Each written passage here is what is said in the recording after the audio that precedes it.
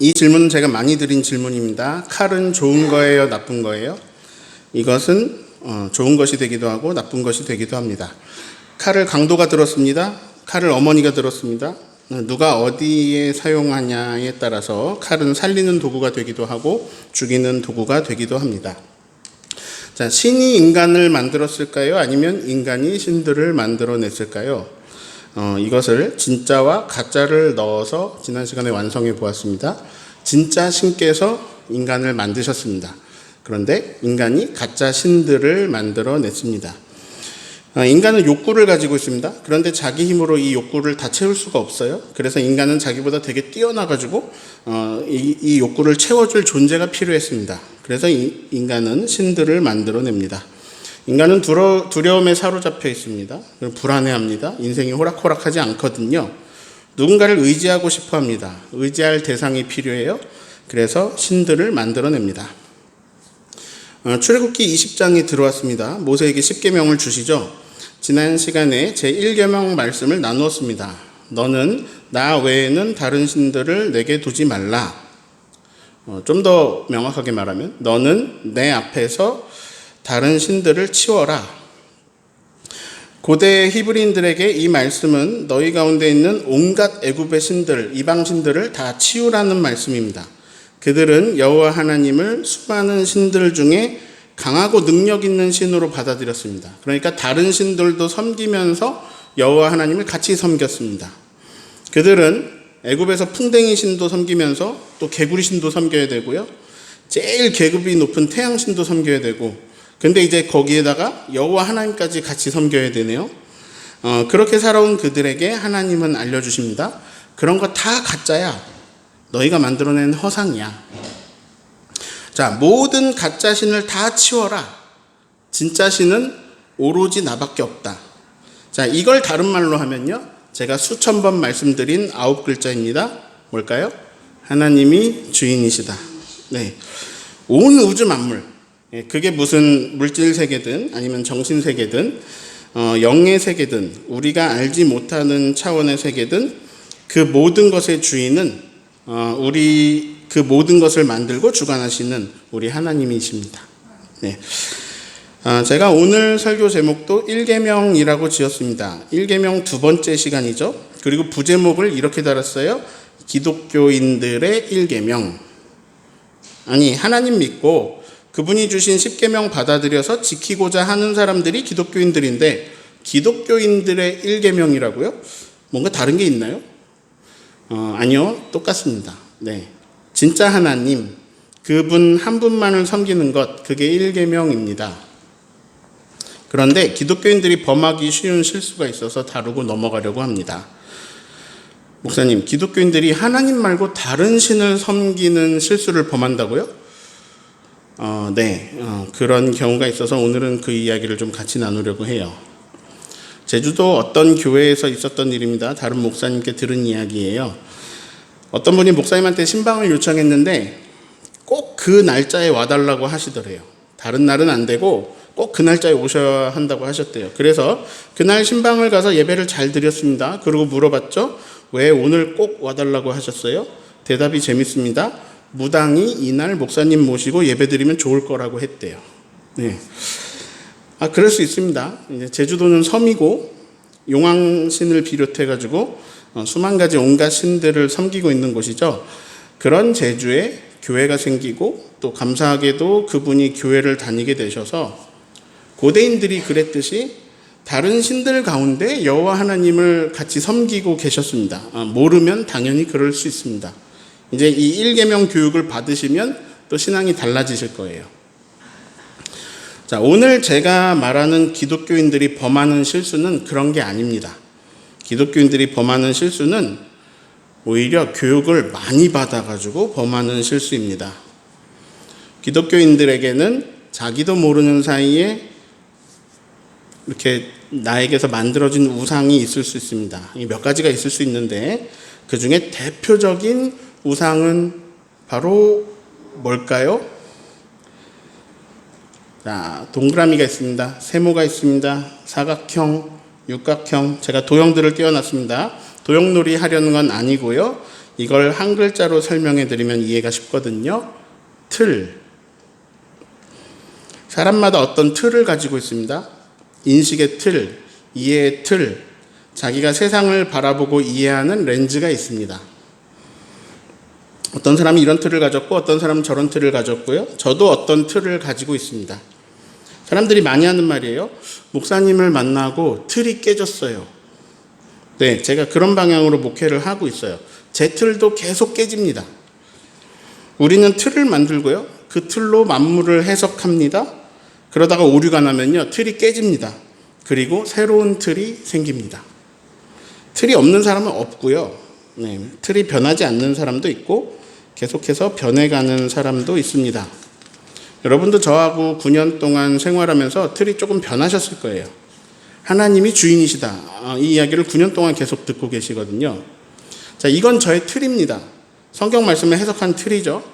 이 틀로 해석을 하니까 결론이 계속 그렇게 나옵니다. 하나님이 주인이시다. 하나님은 사랑이시다. 이것은 제가 꽤나 좋은 틀을 가지고 있다는 말이기도 합니다. 왜냐하면 성경 본문 어디를 읽어도 그 틀로 다 해석이 되고요. 또 말씀이 그 틀을 더 견고하게 해주거든요. 자, 이제 우상을 말해야겠네요. 1계명은 이렇습니다.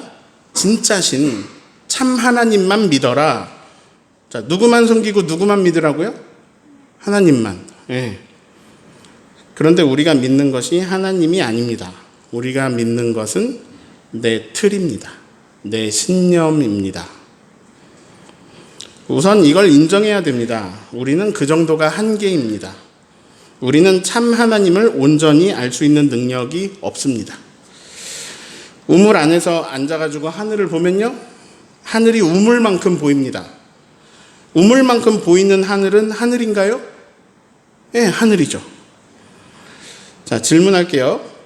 내가 우물에 앉아 있습니다. 하늘을 보았습니다. 하늘을 보았나요? 봤죠? 예. 그런데요, 지극히 일부만 보았어요. 자, 여기서 우물은 내 틀입니다. 우리는 내 렌즈로 보거든요. 여기서 본다는 건 눈으로 본다는 말이 아닙니다. 시각장애인도 자기 렌즈로 세상을 봅니다. 자기 렌즈로 하나님을 봅니다. 자, 우리는 내 틀을 가지고요, 하나님을 봅니다. 그게 우리의 한계입니다.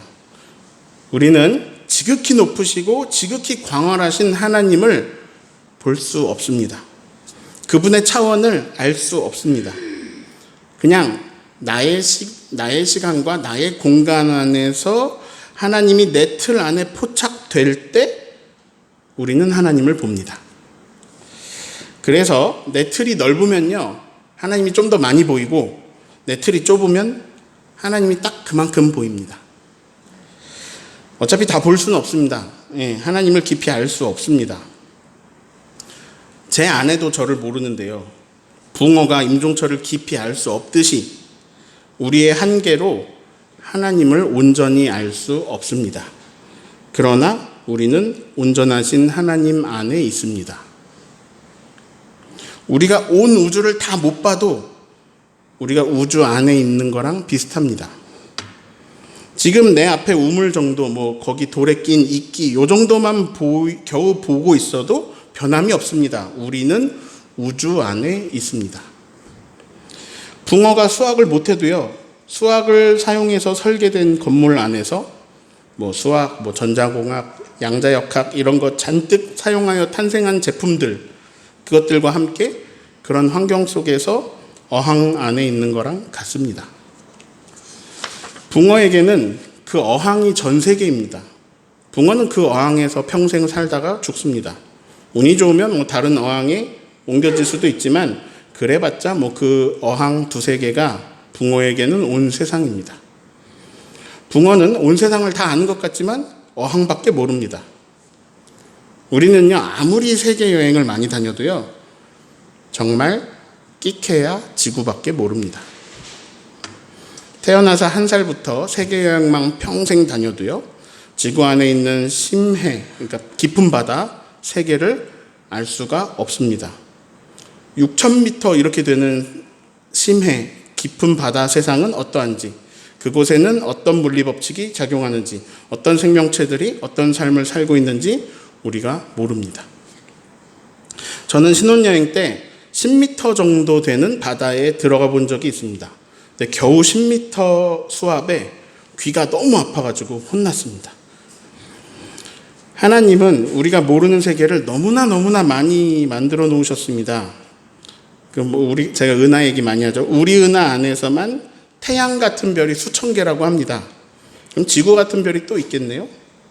그러니까 저 멀리 있는 은하들 말고 우리 은하, 지구 들어있는 우리 은하 안에서만 그렇습니다. 자, 하늘에 수없이 많은 별들이 떠 있어요. 이번에 새로 발명한 망원경이 여태까지 알아왔던 우주보다 더 많은 것들을 발견하고 그것들이 막 발표되고 있습니다. 신비함이 더해지고 있습니다. 그 수많은 별들 줄 가운데 제일 가까운 별에 가려면 가장 빠른 로켓을 타고 8만 년을 가야 합니다. 80년 겨우 사는 인간에게 너무 광대한 창조 세계입니다. 그런데 재밌는 건 우리가 인식할 수 없으나 우리는 그 창조 세계 안에서 살고 있습니다. 자, 조금 정리를 해보면요. 우리가 믿고 있는 것은 우리의 틀입니다. 우리는 우리의 틀 안에 들어온 하나님을 믿습니다. 우리가 참 하나님을 믿고 있다고 해도요, 우리는 참 하나님의 지극히 작은 한 조각만 믿고 있는 겁니다. 자, 기독교인들은요, 기독교인들의 틀을 가지고 있습니다. 그리고 솔직히 말할게요. 있는 그대로. 그 틀이요, 너무 작습니다. 그 틀로 하나님이 보이느냐? 보입니다. 딱 그 우물만큼 보입니다. 만약에 우리가 좀 큰 우물에 있다면 하늘이 좀 더 많이 보이겠죠? 우물이 제주도만한 크기라면 제주도만큼의 하늘이 보이겠죠? 그래봤자 하늘을 다 못 보는 건 마찬가지지만 작은 우물만큼 보는 것보다는 낫겠죠? 지금부터 하는 이야기가 이상하게 들리실 수 있습니다. 목사님이 하는 말 같지 않을 거예요. 현 시대 다수의 한국 기독교인들의 우상 중에 하나는 성경입니다. 무슨 말이냐? 사람들이 성경을 믿는다는 거예요. 아니, 목사님, 그럼 성경을 믿어야죠. 믿어야죠. 하나님 말씀인데요. 아니요. 하나님을 믿어야 됩니다. 지금 제가 구분하고 있어요. 하나님만 믿어야 합니다. 이건 무슨 뚱딴지 같은 소리야? 하는 분도 계실 거고, 그런가? 하는 분도 계실 거예요. 자, 쉽게 말하면 이렇습니다. 기독교인들이요, 참 하나님, 진짜 하나님을 믿는 게 아니라 성경을 믿습니다. 더 정확히 말하면요, 자기 틀에 해석된 성경을 믿습니다. 쉽게 설명드릴게요. 이 앞에 어떤 바구니를 하나 놓을게요. 그리고 여태까지 제가 살면서 했던 말, 그리고 지금 제가 하고 있는 말을 담아볼게요. 막 말들이 이 바구니에 담겼습니다. 이 바구니에 담긴 수많은 말들은 임종철입니까? 임종철의 말입니까? 제 말이죠. 제 말에는요, 제 생각이 들어있습니다. 제 감정도 들어있고요. 제 가치관이 들어있습니다. 그러나 그건 제가 아닙니다. 저의 말이죠. 성경은 하나님 말씀입니다. 그런데 성경은 하나님이 아닙니다. 문제는 기독교인들의 틀에 자기도 모르게 이런 공식이 들어가 있는 거예요. 성경은 하나님. 자, 제가 A 집사님을 만나서 커피를 마시면서 말을 했습니다. B 집사님을 만나서 말을 하고요. C 권사님을 만나서 말을 했습니다. 질문할게요. 제가 다 똑같은 말을 했을까요? 다른 말 했을까요? 다른 말 했겠죠. 그냥 ABC로 할게요. A와는 A 상황에 맞는 말을 했습니다. B는 B 성격에 맞는 말을 했습니다. C는 C의 상황에 맞는 말을 했는데요. 그게 다 다릅니다. 왜냐? 상황들이 다르니까요. 삶이 다르니까요. 임종철, 허은지로 해볼게요. 임종철에게 말을 합니다. 그만 먹어. 허은지에게 말을 합니다. 더 먹어. 자, 한 사람이요, 한 입에서 완전히 반대말을 했습니다. 그만 먹어. 더 먹어. 완전히 반대말이잖아요. 성경은 다양한 시대에 다양한 상황 속에서 다양한 사람들에게 주신 하나님의 말씀입니다. 자, 율법은요, 출애굽 시대에 광야 생활하는 고대인들에게 주신 말씀입니다. 예를 들어서요, 지금 코로나19 바이러스에 감염되면 격리합니다. 왜냐? 다른 사람한테 옮길 수 있으니까요. 자, 분위기가 어때요? 3년 전에 처음 코로나 격리 분위기랑 지금 격리 분위기가 같아요? 처음에는 감염되면 천하의 죄인이 되었습니다. 제주도에 감염자 처음 나왔을 때 그 사람 얼마나 힘들었을까요? 마녀 사냥 당할 정도였죠. 그리고 음압병실 가서 격리하고요. 지금은 코로나 걸렸다 그러면 잘 지나갈 거야 하고 말하잖아요. 격리는 하죠. 집에서 그냥 하죠. 10년 지나면 코로나19 치료제 있겠죠. 격리 안 하고 알약 하나 먹겠죠. 자, 그때마다 의사들이 하는 말이 달라지겠죠. 왜냐? 상황이 달라지니까요. 자, 율법에 나병 환자들이 어떻게 해야 하는지 나옵니다. 자, 나병 환자는요, 진영 밖에 혼자 살아야 하고요. 멀리서 봐도 딱 뭔가 티가 나게 막 옷을 찢고 머리를 풀고 그리고 막 소리도 내야 돼요. 윗입술을 가리고 외쳐야 됩니다. 부정하다, 부정하다 이렇게 외쳐야 됩니다. 마스크랑 비슷하죠? 입술을 가리고 다 들리게 외쳐야 됩니다. 아니, 이거 나병 걸린 것도 억울한데 공동체에 끼지도 못하고 진영 밖에 있고 거기다 혼자 살고 거기다 창피하게 막 부정하다, 부정하다 막 외치고 다녀야 된다고요? 네, 그렇습니다. 그때는요, 지금처럼 청결하고 쾌적한 환경이 아니었습니다. 진영 안으로 들어가면 안 돼요. 진영 밖에 살면서 또 사람들이 나를 발견했을 때 다가오지 못하게 한눈에 알아보게 하고 그리고 계속 다가오지 못하게 말을 해줘야 됩니다. 부정하다, 부정하다 이렇게. 그렇게 해야 공동체의 집단 확산을 막을 수 있습니다. 그래서 즉 이런 법을 주신 것은 살리기 위해서 주신 겁니다. 모두를 살리기 위해. 자, 이 율법으로 현대의 나병 환자에게 저렇게 똑같이 하라고 하면요, 그건 무지가 낳은 폭력입니다. 자, 임종철 허은지로 다시 해볼게요. 임종철 허은지가 상황이 다르니까 말이 다르게 나오죠. 그만 먹어, 더 먹어. 그런데 둘 사이에 공통점이 있습니다. 그게 뭘까요? 자, 아까 칼을 가지고 이런 말을 했습니다. 칼로 살릴 수도 있고 죽일 수도 있다. 강도가 잡냐, 의사가 잡냐, 전혀 다른 거죠. 문제는 칼에 있는 게 아니라 누가 칼을 들었고 그걸 어떻게 쓰냐에 있습니다. 자, 지금 제가 이 복잡한 걸 죽인다, 살린다로 단순화시켜서 말하고 있습니다. 자, 그만 먹어 하고 더 먹어는 공통점이 있습니다. 죽이려고 하는 말일까요? 살리려고 하는 말일까요? 방향이 죽이는 거예요? 살리는 거예요? 살리는 거예요. 성경 말씀 전체의 방향이 있습니다. 그거는요, 사랑이고요. 살리는 겁니다. 살리는 방향입니다. 생명의 하나님, 사랑의 하나님이시거든요.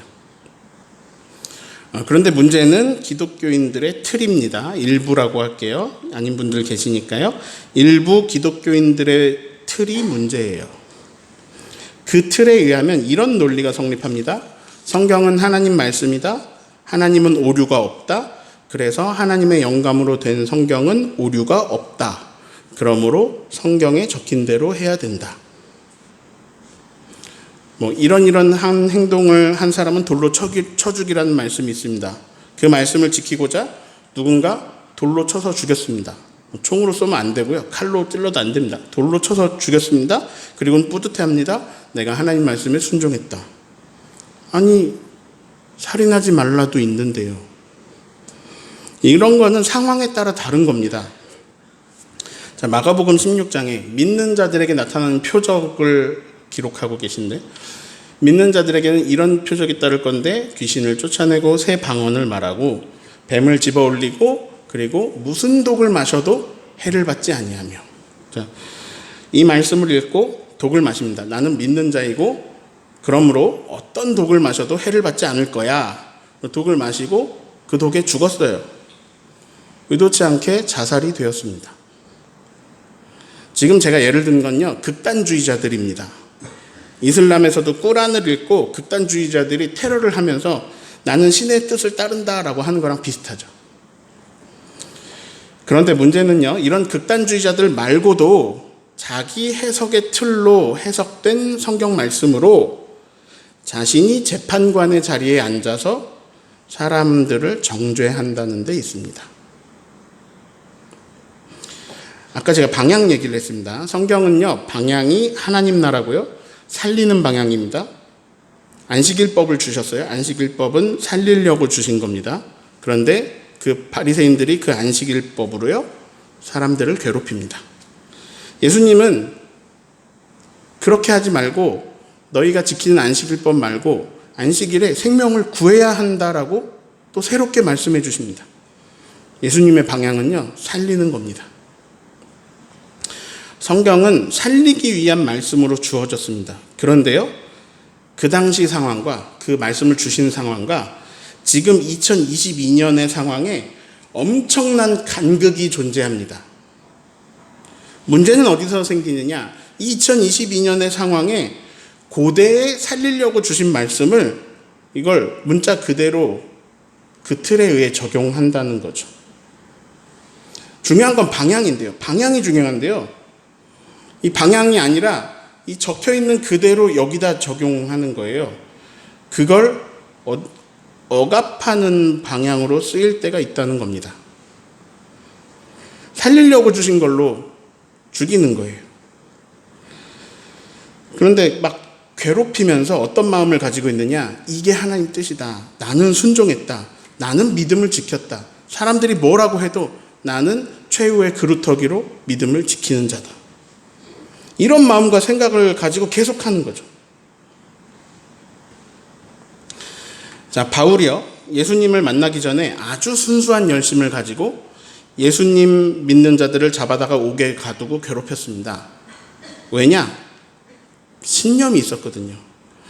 그 바울은요, 율법이 중요하니까 이 율법을 수호해야 되고요, 그 율법에 벗어나는 어떤 그들의 행동을 용납하면 안 되거든요. 제압해야 했습니다.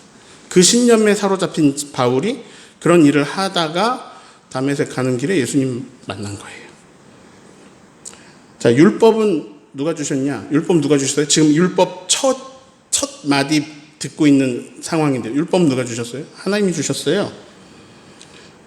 그런데 율법을 받은 고대의 광야 상황과 또 한참 지난 바울 시대와는 또 간극이 있어요. 게다가 이건 한국인 유대인도 아니고요, 같은 유대인인데도 여기에 간극이 있어요. 바리새인 율법학자 서기관들은요, 그 간극에 상관없이 율법에 기록된 대로 행하지 않으면 다 정죄했습니다. 이걸 다 그냥 그대로 적용했어요. 그러니까 사람들이 괴로워졌어요. 율법은 완전하지 않아요. 예수님이 율법을 완성하러 오셨죠. 율법 완전하지 않아요. 아니, 이거 누가 주셨어요? 하나님이. 아니, 어떻게 완전하신 하나님이 완전하지 않은 율법을 주실 수가 있죠? 그거는 붕어에게 제가 주영광교회 음향시설을 설명하기 힘든 거하고 비슷해요. 알아들을 수 있는 만큼만 말할 수 있어요. 그 시대의 그 사람이. 이 사람에겐 이렇게 말해야 되고요, 저 공동체에는 저렇게 말해야 돼요. 제가 오늘 이런 설교를 할 수 있는 것은요, 우리 교회 성도님들은 제가 이 정도 말하면 들을 귀가 열려 계시니까 할 수 있는 말이에요. 이 똑같은 설교를요, 어느 교회 가면은 못해요. 왜냐? 그 공동체에는 이런 내용까지 받아들일 준비가 안 되어 있어요. 왜냐? 그분들의 틀이 있거든요. 그분들의 신념이 있어요. 그 신념에 의해서 이 말을 받아들일 수가 없어요. 자, 안식일법은요, 살리고자 주셨어요. 쉬어. 근데 너만 쉬지 말고 노예들도 쉬게 해. 너희 남종 여종도 쉬게 해. 가축들도 쉬게 해. 자, 노예 착취가 막아지죠. 그리고 하나님을 예배하면서 새로운 마음을 가지게 되고요. 그런데 상황이 로마의 세금이 너무 세게 나오고 있는데 세리는 거기다 더 붙여가지고요, 로마의 탈취와 착취가 너무 심해가지고요, 그래서 안식일에 일하지 않으면 가족들을 굶겨야 되는 상황이에요. 안식일에 일을 해야 돼요. 근데 안 돼. 안식일에 일하면 안 돼. 안식일에는 이만큼만 걸을 수 있는데 너 훨씬 많이 걸었어. 너는 추악한 죄인이야. 이렇게 말하면서 하나님을 엄청 잘 섬기는 줄 착각하고 있다는 거죠, 바리새인들이. 성경은요, 약도 같은 거예요. 하나님 나라의 방향을 알려주는 약도. 그 방향은 사랑, 정의, 생명 살림. 구체적으로는 하나님의 영광이 드러나면서 약자를 보호하고 억눌린 자를 해방시키고 공동체가 유익해지고 그리고 결국에 이제 서로 사랑하게 되는 방향입니다. 성경은 그 방향을 계속 증언합니다. 그런데요, 이 간극을 무시하고 적용해 볼까요? 아까 안식일에 살리려고 주신 법, 남종도 여종도 쉬게 해라, 가축도 쉬게 해라. 안식일법에 남종도 여종도 쉬게 하라고 하시네요. 오호라, 하나님은 노예 제도를 인정하시는구나. 나는 사람들을 내 노예로 삼아서 일하게 하고 안식일에 쉬게 해줘야지. 자, 이건 2022년에 맞는 적용입니까? 틀린 적용입니까? 이런 해석이 맞습니까? 나는 사람들을 내 노예로 삼겠다. 하나님은 우리에게 엄청난 말씀을 주셨습니다. 성경 말씀이요. 그러나 성경이 하나님은 아닙니다. 오늘 제가 성경이 어떤 책인지, 이 말씀을 어떻게 해석해야 되는지, 성서 비평학은 어떤 것들이 있고, 그리고 그게 어떻게 발전해 왔는지, 이거 막 길게 설명해 드리려고 막 다 찾아놓고 적어놨다가 시간이 없어서 그냥 방향으로 말씀드려요. 성경은요, 하나님을 가리키는 손가락 같은 거예요. 하나님 나라를 가리키고 하나님을 가리키는 손가락이에요.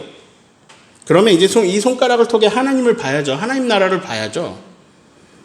이 손가락을 하나님으로 믿는 것은 오류입니다. 그런데 한국 기독교인들에게는 그게 의식하지 못한 상태에서 그렇게 돼요. 그래서 성경이 우상이 될 때도 있게 되는 거죠. 왜냐? 그렇게 배웠어요, 목사님들한테. 그리고 그게 좋은 신앙이라고 배웠어요. 자, 스펙트럼이라는 단어가 있습니다. 자, 여기서부터 여기까지만 해도요, 여기서부터 여기까지 이 안에 엄청난 스펙트럼이 있어요. TV로 예를 들어볼까요? TV는 이제 전체적으로 어떤 모습을 보여주지만 이건 하나하나의 픽셀이 만들어내는 그림입니다. 저거 단순하게 저거만 봐도요, 어떤 픽셀은 흰색을, 어떤 픽셀은 빨간색을, 어떤 건 까만색을, 그리고 이게 다 합쳐져야 저런 모양이 나오는 거죠. 기독교도 엄청난 스펙트럼을 갖고 있습니다. 우리가 잘 몰라서 그렇죠. 세계적으로 엄청난 스펙트럼을 갖고 있어요. 우리 한국 기독교는 그 가운데 어떤 한 지점에 있을 뿐인데요. 우리 한국 기독교만 해도 많은 스펙트럼이 있습니다. 그게 어떤 한 지점에 있을 뿐인데요. 이게 절대적인 게 아니고요. 그냥 그 광활한 스펙트럼 위에 우리는 이 지점에 있다. 이 정도가 우리가 할 수 있는 말입니다. 이게 절대적인 게 아니에요. 하나님은요, 창조를 다양하게 하셨습니다. 그리고 지금도 끝없이 다양한 창조를 하고 계십니다.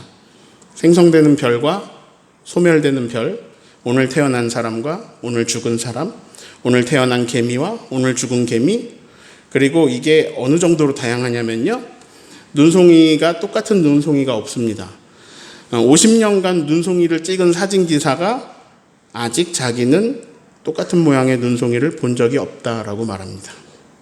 그러니까 그 남극에 쌓여있는 수많은 눈, 그 중에 똑같은 게 없고요. 여태까지 우리가 봤던 수많은 눈, 그게 똑같은 게 없고요. 자동차 유리창에 닿자마자 녹아 사라지는 그 눈송이가 날마다 새로운 거예요. 그 똑같은 게 없어요. 하나님은 그 1초짜리 눈송이도 계속 창조하십니다. 세상은 다양하고요. 하나님이 다양하게 하세요.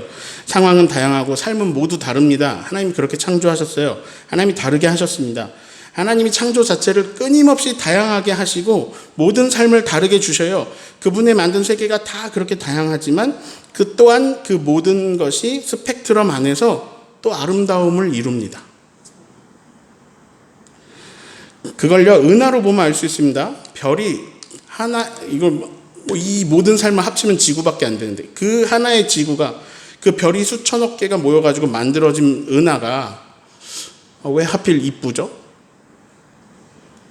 하나하나의 별들의 특성이 있을 건데 모아놓으면 이렇게 생각할 수밖에 없어요. 이거 누가 디자인한 건데? 네, 저기 지구 들어있습니다. 우리 하나님이시죠. 물론 어떤 물리 법칙이 작동하고 있을 겁니다. 그것 또한 하나님의 디자인과 섭리고요. 자, 그래서 이제 제 틀에 의하면 성경을 잘못 적용하는 부분은 이런 부분 같아요. 이 성경이 쓰이던 시대는요, 가부장적 시대입니다. 여성은 숫자로 세지도 않을 정도죠. 그래서 성경 안에는 가부장적 언어가 굉장히 많습니다. 그런데 그런 성경 말씀을 근거로 여성 목사 안수를 안 주는 교단이 있습니다. 우리보다 큰 교단이에요.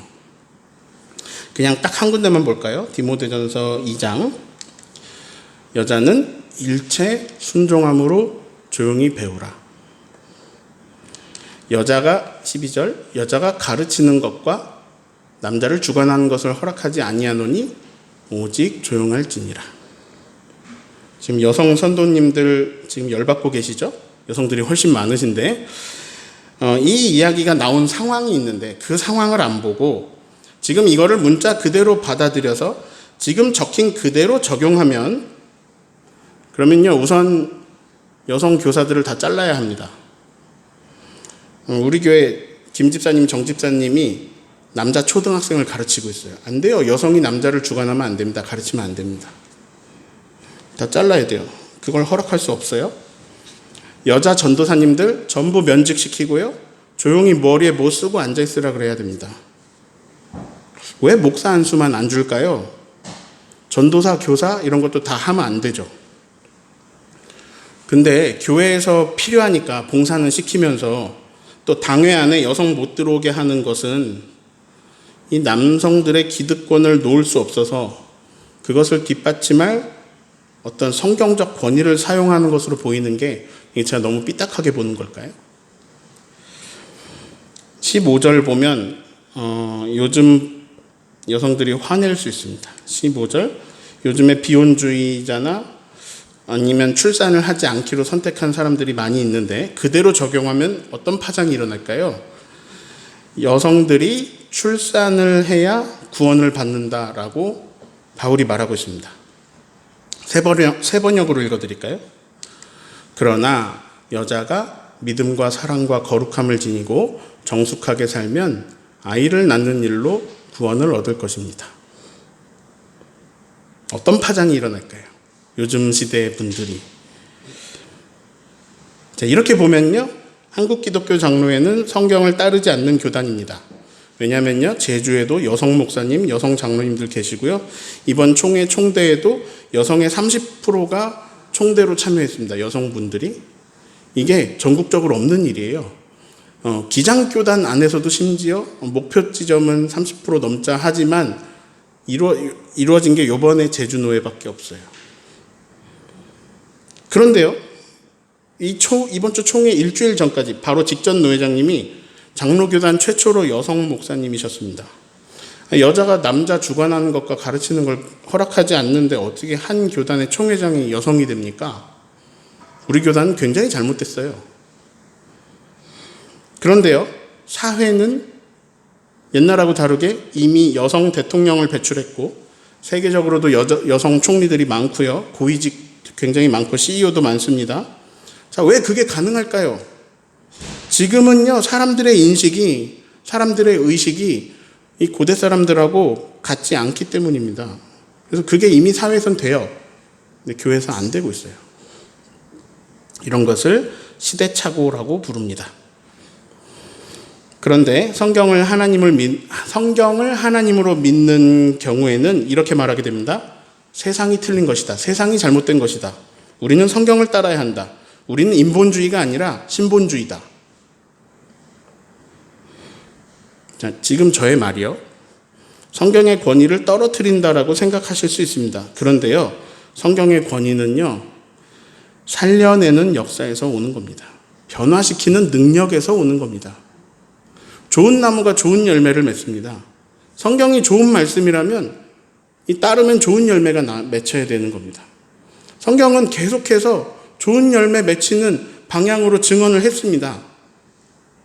근데 이거를 잘못된 틀로 가져가면 살리는 말씀으로 죽일 수도 있다니까요.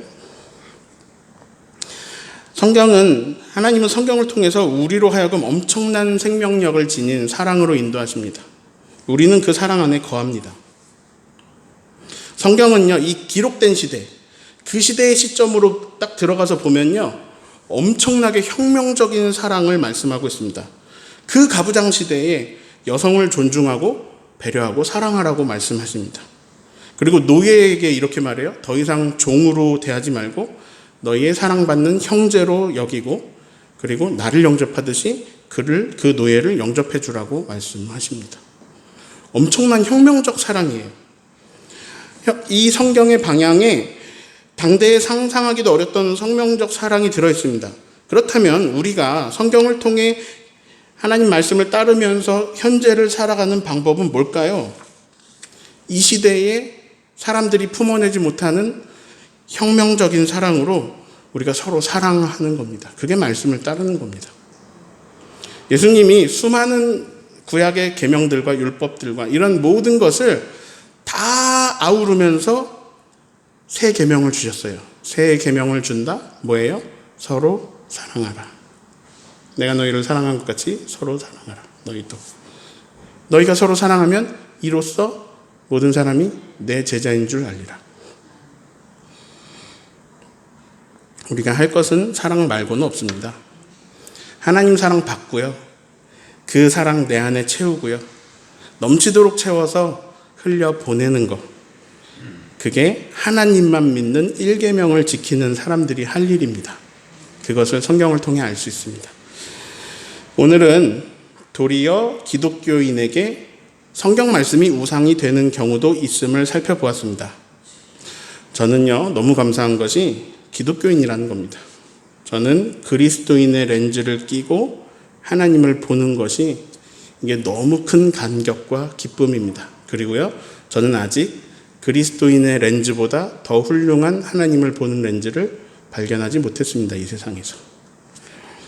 예수님의 사랑은요, 성령님의 내주하심은 오늘도 저의 찬송이 됩니다.